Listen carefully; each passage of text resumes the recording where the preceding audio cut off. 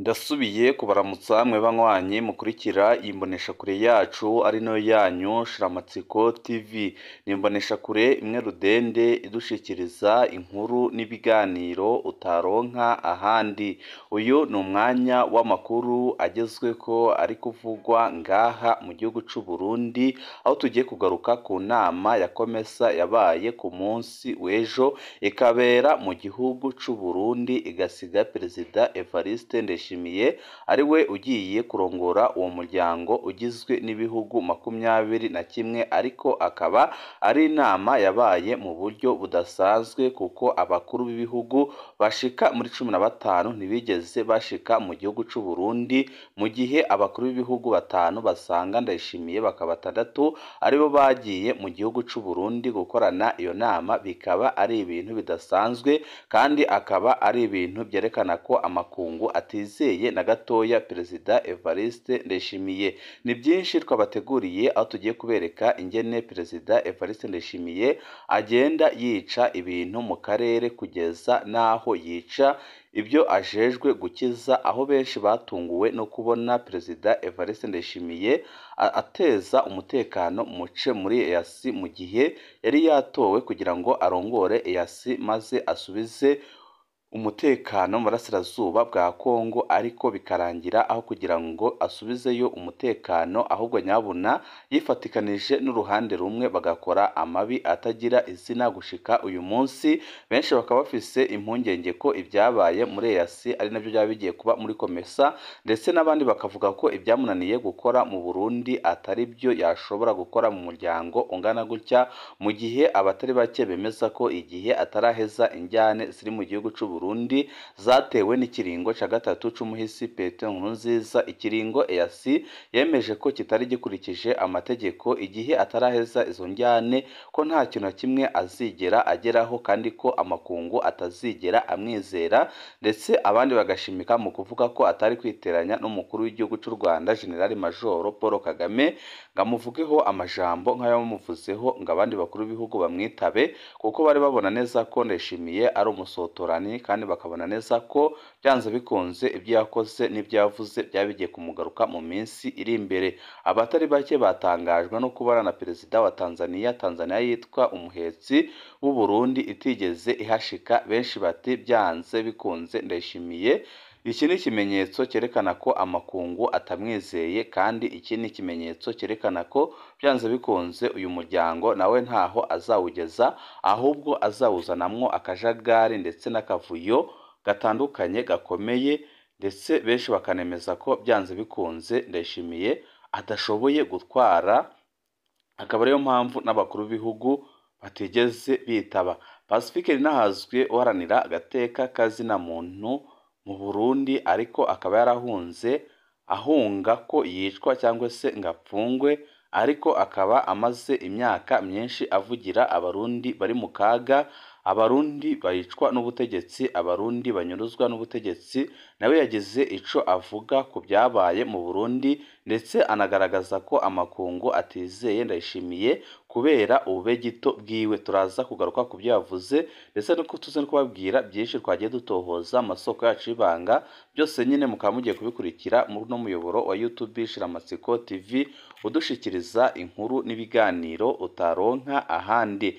Inama igira ya 23 y'abakuru b'ibihugu b'akarere ka Afurika y'ubuseruko n'iy'ubumanuko komesa, umukuru w'igihugu Evariste Ndayishimiye yemeye ko azokuraho ibijanye no gusaba visa ku banyagihugu bose hagize uwo muryango bakahamara igihe gito. Perezida Evariste Ndayishimiye yemeje kandi gushiramwo ingufu nyinshi mu bijanye no gutsimbataza urudandazwa no kuzana imitahe muri iyo soko rusange igizwe n'ibihugu 21 n'abanyagihugu baba imiliyoni 600. Ariko benshi baravuga ko ibi adashobora kubigeraho kuko biboneka neza ko n'ibyo yakoze muri EAC igihe yarayirongoye rwose ari bibi cyane, kandi ko n'ubu ngubu ibyo bihugu biri muri EAC bikiri mu ngorane zikomeye cyane byatewe n'ubutegetsi bubi bwa Perezida Evariste Ndayishimiye. Tubanze tubabwire ibyo uharanira agateka kazina muntu Pasifiq Nininahazwe yatangaje nyuma y'uko abonye abakuru b'ibihugu bashika muri 15 bataje mu Burundi, benshi bakemeza ko nyine ari uko amakungu atizeye na gato Perezida Evariste Ndayishimiye, kandi koko kumwizera biragoranye cyane kubera ibikorwa bye biteye isoni amaze iminsi yijandikamo. Perezida Evariste Ndayishimiye niwe aramuswa ishirahamwe Komesa, inama igira ya 23 y'abakuru b'ibihugu n'amareta bigize umuryango wa Komesa yaraye irangiye i Bujumbura, yemeje ko Perezida Evariste Ndayishimiye ariwe agiye kurongora uwo muryango. Komesa yashinzwe mu mwaka w'1994 isubiriye ishirahamwe CPGL ryari ryavutse mu mwaka w'1981. Perezida Ndayishimiye abaye umukuru w'igihugu agira gatatu w'u Burundi ahawe kurongora iryo shirahamwe, inyuma ya Perezida Jean Baptiste Bagaza na Perezida Pierre Buyoya bigeze kurirongora ricirwa ZP. Perezida Ndayishimiye yasubiriye ku Perezida Hakainde Hichilema wa Zambia, yari amaze igihe ariwe aramuswa iryo shirahamwe. Inama yitabwe n'abakuru b'ibihugu 6 kuri 21, ikimenyetso cyerekana ko Ndayishimiye atiziwe makungu, kandi ingaruka z'amajambo aherutse gutangaza kuri mugenzi w'u Rwanda Paul Kagame, kugeza naho ahamagarira abanyarwanda kumutera kudeta, ibyababaje abatari bakeya, kugeza naho abarundi ubwabo bavuga ko amakosa ndetse n'ikibi Ndayishimiye ahejeje kuvuga atawundi mukuru w'igihugu wigeze ukivuga mu mateka y'u Burundi n'u Rwanda. Komesa ni umuryango w'ibihugu 21 byo muri Afurika bisangiye isoko mu by'ubutunzi: Burundi, Rwanda, Kongo, Uganda, Kenya, Somalia, Ethiopia, Eswatini, Djibouti, Malawi, Zambia, Zimbabwe, Madagascar, Comore, Sierra Leone, Maurice, Misiri ariyo Djibouti, Tunisia, Sudani na Libya. Abakuru b'ibihugu 6 kuri abo 21 nibo bitabye inama i Bujumbura. Wayitabye ni Evariste Ndayishimiye w'u Burundi, Felix Tshisekedi wa Kongo, inshuti ikomeye cyane ya Ndayishimiye, hakazamo William Ruto wa Kenya, hakazamo Hakainde Hichilema wa Zambia, hakazamo Andre wa Madagascar na Taiski wa Ethiopia. Ni ukuvuga ko abakuru b'ibihugu 5 aribo bakoze urugendo barishikira mu Burundi. Muri abo Perezida wa Zambia yari aje gushikiriza amabanga yahorana, wa Kenya nawe yaje gusaba bagenzi we ko boshigikira umukandida wa Kenya ngo atorwe kurongora umuryango bumwe bwa Afurika. Neco gihugu carungitse umukuru w'igihugu n'umushiranganje wa mbere. Urumva ko bitangaje cyane. Muri make biraboneka neza ko abaje batarenze 2, hakabamo Tshisekedi uri kumwe na Ndayishimiye mu gukora amabi atagira izina mu burasirazuba bwa Kongo. Iki ni ikimenyetso cyerekana ko Uburundi butizewe na gatoya mu makungu, kandi akaba ari ikimenyetso cyerekana ko Ndayishimiye ibyo yavuze kuri mugenzi w'u Rwanda biriko biragenda bimugiraho ingaruka zikomeye cyane. Komesa riharanira ko ibidandazwa bihanahanwa muri ako karere byoroshe, ko n'abantu b'ibyo bihugu batemberanira byoroshe. Burundi bufatwa ko arico gihugu ca mbere gikenye muri ako karere, ni naco gishobora bike cyane muri uwo muryango. Bamwe b'abahinga bafata ko mu myaka 43 Uburundi bumaze muri uwo muryango ZP na Komesa bwabaye ikiraro c'abandi bashoboye kungukamwo bikomeye, aho gufata ingingo zibworohereza mu guhanahana ibidandazwa n'ibindi bihugu. Uburundi bwo nyine ntibutinya kwifatira ibihano bukiyugarira ko imbibi, maze bukaba buriyatse isoko ndetse bukaba buriyatse uburenganzira bwose. Ni intambwe kubona inama yarashoboye kubera i Bujumbura. Inama y'u Bujumbura ari kuba yabaye muri 2018 ku ntwaro ya Perezida Nkurunziza. Ikiringo ca gatatu c'inkorabara catumye inama itabera mu Burundi ija muri Zambia, maze Burundi barubusimba mu gihe bwari buramukiwe kurongora Komesa.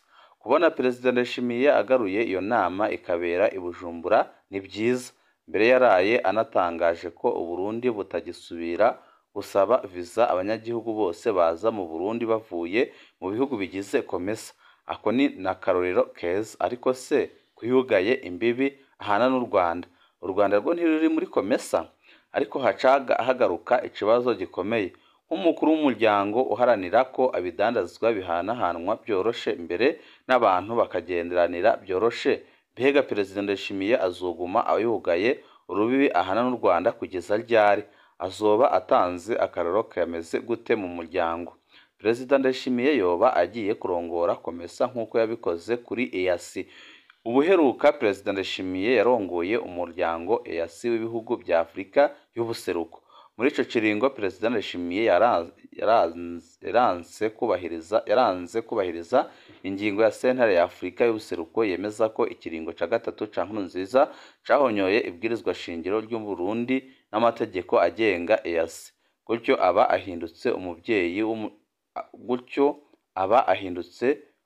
umuvyeyi w'umuryango agwanya inzego zo muryango.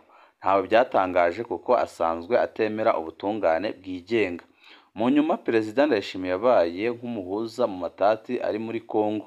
Mbere afata iya mbere mu kurungika ingabo zija hagati y'abasoda ba Perezida Tshisekedi n'abagwanyi b'umuhari wa M23 barwanira uburenganzira bwabo kandi barwanira kubaho. Akamaramaza kadutse bimenyekanye ko mu kiringo yari yitwa umushingantahe hagati y'abavukana. Perezida Ndayishimiye yakiriye amafaranga y'umurengera y'uruhande rumwe bashamiranye, arungika ingabo z'u Burundi mu kinyegero azambika umwambaro wa Kongo, maze zija gufasha rumwe mu mpande zigwana, kandi yitwa ko yari afiseyo ingabo zija hagati y'abagwana. Aho kuba hagati nk'uko yabivuga yahindutse umugwanyi mu bandi, nuko izina ry'u Burundi araricafuza bikomeye cane. Twizere ko kino gihe bizokunda akaba umukuru w'umuryango abibereye, maze akihutira gusubiza hamwe n'ababanyi. Twizere ko azokora ibishoboka kugira Uburundi burekeye kuba ikiraro c'abandi muri komesa, ahubwo butangure nabwo guhungukira biboneka. Kuba mu baperezida n'abami 21 bagize komesa hamwitavye 6 gusa si ikimenyetso ciza c'icizere ubutegetsi bw'u Burundi bufitiwe muri kino gihe. Biraboneka neza ko Uburundi nta cyizere bufitiwe, kuko ubutegetsi bwabo ari ubutegetsi bw'igitugu, ubutegetsi bugendera kuri gukora amabi atagira izina ndetse no gukora ibitajyanye n'amategeko. Twizere ko mu kiringo Perezida Ndayishimiye azorongora komesa azokosora akarangiza ikiringo yasubije ishusho nziza Uburundi. Ariko tubivuge tubisubire, gusubiza hamwe abarundi nico cambere kizotera iteka Uburundi. Ntawokomeza ibyo hanze mu gihe n'ibyo mu gihugu bimunaniye. Igihe cyose ubutegetsi buzoguma bugabura abarundi, bamwe bagakundwa kazwa abandi bakitwa abansi bo kunyuruzwa no kwicwa, bizogorana kwizerwa no kuha ishusho nziza igihugu. Ibi byose ni ibyatangajwe, kandi ibi byose bikaba ari ikimenyetso cyerekana ko byanze bikunze Ndayishimiye atizewe mu makungu. Abaperezida 6 muri 21 ni ikibazo gikomeye cyane. Mu Burundi ntibahizera. Nk'uwa Zambia yaje kugira atange ikibanza yarimwo, sino nabo 6 ntibari gukwira. Utarisiba ni Gisekedi, niwe utari busibe. Ibyo byose nta nyungu ndabibonamwo kuri njewe. Iyo mbwira ko igitoro cabonetse ku bwinshi aho nagutahura byoroshe, ibisigaye ni ukunyungu zabo n'imiryango yabo. Ni ukuri birababaje kandi birateye isoni. Turamukeje kubona yabaye umukuru wa komesa. Jewe nagumye nirabira mama Guci ingene yaje areruwe n'imiduga ihambaye cane. Gusa birababaje cane kandi birateye isoni. Ikindi wibuke ko ubukene Uburundi burimwo ari urukurikirane rw'amagume yatejwe na bamwe batwaye Uburundi imbere, ndetse benshi bakemeza ko byanze bikunze aka kanya Ndayishimiye ntaco ari gukora kugira ngo ahindure ibintu. Gusa aho CNDD ishikiye ku butegetsi, ibintu byarayangaye gusumba uko byari byifashe. Ibi byinshi biriko biravugwa kuri Ndayishimiye mu gihe yaramukijwe amabanga mashasha. Gusa twebwe nk'abene gihugu turamwifuriza ko ayo mabanga yaramukijwe yazayasoza neza, ariko nanone tukamusaba kubanza kwita ku bimuraba, cyane cyane ibiri kubera mu gihugu cy'u Burundi, aho adashaka gufatanya abana b'u Burundi ndetse n'ubukene bukaba buzura inzara mu gihugu c'u Burundi. Ibi nabanze abikorere ko ajye yabona gukurikirana iby'umuryango wa Komesa. Ibihe byiza nibyo ndabipfurije.